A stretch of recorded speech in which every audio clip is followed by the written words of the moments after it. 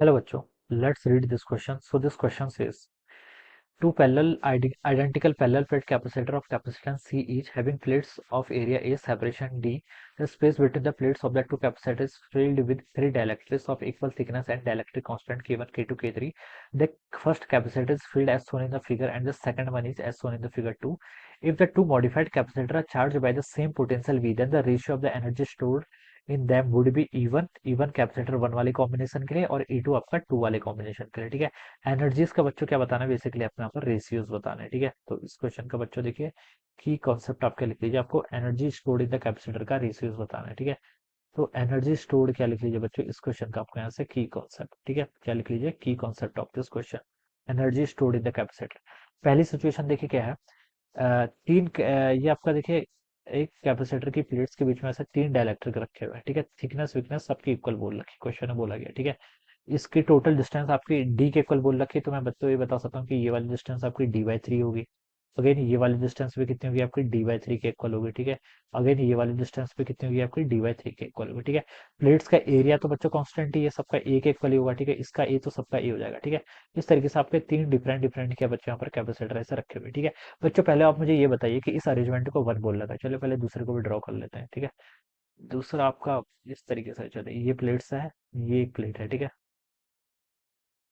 हाँ, यहाँ से कनेक्टेड है बेसिकली। ठीक है, ये प्लेट्स है, एक डायरेक्टर का आपने ये रख दिया, एक ये रख दिया, एक आपका था ही। ठीक है, ये वाला डायरेक्टर आपका ये है, एक डायरेक्टर आपका के टू ऐसा है, दिस इज के थ्री आपका इस तरीके से है। ठीक है, तो बच्चों देखिए मुझे ये बताइए कि कौन सा सीरीज में है कौन सा पैरेलल में है, पहले तो मुझे ये बताना है। ठीक है, देखिए बच्चों पहले वाले डायग्राम को ध्यान से देखते हैं। पैरेलल की कंडीशन क्या होती है, पैरेलल की कंडीशन होती है capacitor are said to be in parallel, जब पोटेंशियल डिफरेंस क्या होगा उनके, पोटेंशियल डिफरेंस क्या होना चाहिए, सेम होना चाहिए। क्या होना चाहिए, सेम होना चाहिए। ठीक है, यहाँ पर डायलेक्टर के वन है, यहाँ पर डायलेक्टर के टू है, यहाँ पर डायलेक्टर कितना है के थ्री। इस कैपेसिटर को मैंने सी वन बोल दिया, इसको सी टू बोल दिया, इसको सी थ्री बोल दिया। सी वन कैपेसिटर आपका ये वाला रीजन है। ठीक है, इस रीजन के और इस रीजन के अक्रॉस देखिए, अगर मैंने इसको किसी बैटरी से कनेक्ट कर दिया जिसका पोटेंशियल डिफरेंस वी है, जो कि क्वेश्चन बोला गया है, देखिए वी वोल्ट से हम इसको चार्ज कर रहे हैं। ठीक है, तो यहाँ पर वी होगा, यहाँ पर जीरो होगा। ठीक है, तो देखिए बच्चों सी वन के आजू बाजू कितना पोटेंशियल है, ये वी से कनेक्टेड है तो यहाँ पर वी, यहाँ पर जीरो। ठीक, सी टू के आजू बाजू कितना पोटेंशियल है, यहाँ पर वी, यहाँ पर कितना जीरो। सी थ्री के यहाँ पर वी, यहाँ पर कितना जीरो। तो इन तीनों कैपेसिटर के अक्रॉस पोटेंशियल डिफरेंस क्या आपका सेम है, पोटेंशियल डिफरेंस सेम है तो क्या होता है, इसका मतलब these are connected in parallel. और पैरेलल में क्या होता है आपका सी नेट, इन तीनों को हम ऐड कर लेंगे, यानी कि सी वन प्लस सी टू प्लस सी थ्री, ये आपका सिंपली ऐड हो जाएगा। ठीक है, ठीक है, ये आ जाएगा। अब वैसे सिमिलरली यहाँ पर देखिए, ये आपका सी वन होगा, ये वाला आपका सी टू है, ये क्या आपका सी थ्री है। ये तीनों कैसे कनेक्टेड है, इनके अक्रॉस पोटेंशियल डिफरेंस सेम है, बिल्कुल नहीं है। ठीक है, यहाँ पर पोटेंशियल डिफरेंस मान लीजिए वी है, ये जीरो है, तो इस प्लेट के अक्रॉस यहाँ पर वी है, यहाँ पर कुछ होगा, कितना है पता नहीं लेकिन कुछ होगा। K2 के यहाँ पर भी कुछ होगा, यहाँ पर जीरो है, यहाँ पर कुछ है। ठीक है, तो तीनों के अक्रॉस पोटेंशियल डिफरेंस सेम नहीं है, तो बता सकते हैं these are connected in series. ये कैसे कनेक्टेड है, आपके सीरीज में कनेक्टेड है। ठीक है, तो ये आपको पता चल गया। और सीरीज में देखिए सी नेट मान लीजिए यहाँ पर कितना होगा इस सिचुएशन में, सीरीज में आप कैसे ऐड करते हैं, देखिए तीन कैपेसिटर है तो आपका वन ओवर सी नेट जो होता है आपका बच्चों, वन ओवर सी नेट, वो आपका one over C one plus one over C two plus one over C three, ऐसे आप इसको सॉल्व करते हैं। ठीक है, तो बच्चों पहले तो आप नेट कैपेसिटेंस निकाल लीजिए यहाँ पर। ठीक है, इस वाले कॉम्बिनेशन के करस्पॉन्डिंग एनर्जी इवन बोल रखी, तो मैं कैपेसिटेंस को चलिए सी वन नहीं बोलता हूँ, क्योंकि सी वन सी टू से कुछ अलग सेंस आ जाएगा। ठीक है, क्या बोलते हैं फिर सी, ये वाला वन बोल देते हैं। ठीक है, रोमन वाला वन। ठीक है, अब देखिए ये कितना होगा आपका, ये वन ओवर सी वन होगा बेसिकली। ठीक है, वन डिवाइडेड बाय देखिए सी वन, सी वन की वैल्यू कितनी देखिए, कैपेसिटेंस इसका कितना होता है, कैपेसिटेंस होता है आपका एप्सिलॉन टाइम्स ए, एरिया कितना है, ए तो ए रहेगा, एरिया डिस्टेंस कितनी होगी डी बाई थ्री, तो डी बाई थ्री आपका ऊपर हो जाएगा, ये इतना हो जाएगा, प्लस आपका वन ओवर सी टू। ठीक है, सी टू देखिए कितना होगा, डाइलेक्ट्रिक कांस्टेंट इसका के टू है, एप्सिलॉन नॉट एरिया आपका ए है, D by three distance again ये ऊपर आ जाएगा, प्लस आपका यहाँ पर से D by three divided by कितना हो जाएगा आपका के थ्री टाइम्स आपका एप्सिलॉन नॉट ए के इक्वल हो जाएगा। ठीक है,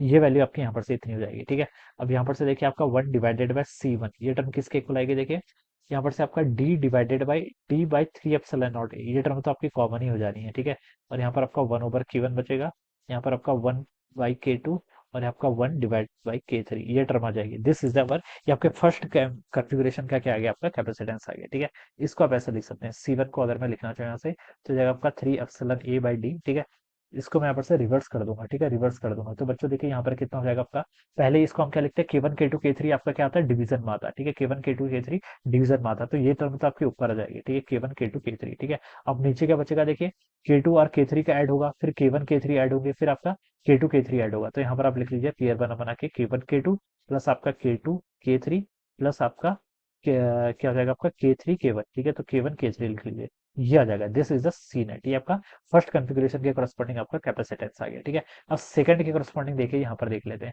इसका देखिए एप्सिलॉन, ठीक है, एप्सिलॉन नॉट। एरिया देखिए इस बार पूरी प्लेट का एरिया ए था, इस पूरी प्लेट का एरिया ए था। अभी तो देखिए ये पूरे के अंदर शेयर हो रहा था, तो एरिया यहाँ पर ए था, डिस्टेंस डी/3 होती। इस बार क्या होगा बच्चों, इस बार इसने इतना ही एरिया लिया है, तो एरिया 1/3 हो जाएगा। डिस्टेंस ये होती डी, डिस्टेंस तो बच्चों सबकी सेम है डी, ठीक है। तो इस चीज का भी ध्यान रखना है। पहले का देखिए C1 कितना होगा, K1 डाइलेक्ट्रिक कांस्टेंट है, तो K1 एप्सिलॉन एरिया, एरिया आपका इस बार A/3 हो जाएगा, डिवाइडेड बाय डिस्टेंस, डिस्टेंस इस बार डी रहेगी, प्लस C2 पाई है, हो जाएगा आपका K2 epsilon not A/3 divided by distance D रहेगी, प्लस आपका यहाँ से K3 एप्सिलॉन नॉट और यहाँ पर आपका A/3 डी, ये वैल्यू यहाँ से इतनी हो जाएगी, ठीक है। तो देखिए आपका एप्सिलॉन नॉट A/3 डी, ये टर्म यहाँ से इतनी हो जाएगी, और K1 plus K2 plus K3, ये टर्म तो आपने यहाँ पर से ऐसा लिख लिया, ठीक है। So this is the capacitor corresponding to the second configuration, ठीक है, ये इतना आ जाएगा, ठीक है। C1 C2 आपने दोनों कैलकुलेट कर लिए। आपको यहाँ पर क्या बताना है, एनर्जी स्टोर्ड का रेशियो बताना है। E1/E2 क्या बता रहा है, एनर्जी स्टोर्ड का रेशियो। तो E1/E2 देखिए बच्चों आप क्या लिख सकते हैं, एनर्जी स्टोर्ड कैपेसिटर के अक्रॉस कैसे लिखते हैं, हाफ CV स्क्वायर से लिखते हैं, कैसे, हाफ CV स्क्वायर, ठीक है। तो V तो आपका सेम ही है, ठीक है, तो V वाले टर्म तो आपकी कैंसिल हो जाएगी, और 1/2 भी कांस्टेंट है, तो ये भी कैंसिल हो जाएगा। तो ये बेसिकली C1/C2 के रेशियो पे ही इक्वल आएगा, ठीक है। तो बस तो इन दोनों का रेशियो निकाल लीजिए, ठीक है। क्या रेशियो आ रहा है देखिए, एप्सिलॉन A/D से एप्सिलॉन A/D आपका यहाँ पर कैंसिल हो जाएगा, ठीक है। ऑलराइट, ठीक है, ये 3 × 3 यहाँ पर आपका 9 के इक्वल हो जाएगा, तो 9 वाली टर्म तो यहाँ पर आ गई, ठीक है। और ऊपर और क्या बचेगा आपका, K1 K2 K3, ये वैल्यू इधर आ जाएगी, ठीक है। और डिनोमिनेटर में देखिए आपका ये हो जाएगा कितना, K1 plus K2 plus K3, एक बार तो ऐड होगा, फिर ये वाली टर्म क्या होगी, मल्टीप्लाई होगी, ठीक है। तो इसको आप लिख लीजिए K1 K2 प्लस आपका कितना, K2 K3 प्लस आपका K1 K3, ये आना चाहिए, ठीक है। तो ये इसका रेशियो होना चाहिए, ठीक है बच्चों। देखिए ये ऑप्शन में गिवन किया हुआ है किसी ने, ए ऑप्शन हो नहीं सकता, बी ऑप्शन में 9 9 तो आना चाहिए ना, हाँ। हाँ, तो ये देखिए फोर्थ ऑप्शन से मैच कर रहा है, कैसे, fourth option. So this will be the right answer, ये क्या होगा इसका राइट आंसर, ऑलराइट। इस तरीके से बच्चों हम क्या करेंगे, इस क्वेश्चन को यहाँ पर सॉल्व करेंगे, ऑलराइट। बस कैपेसिटेंस को आपको देखना आना चाहिए कि पैरेलल में कब है, सीरीज में कब है, बाकी तो आपकी सिंपल सी मैथमेटिक्स है, alright. So I hope you are understood this concept, all the best and thank you so much.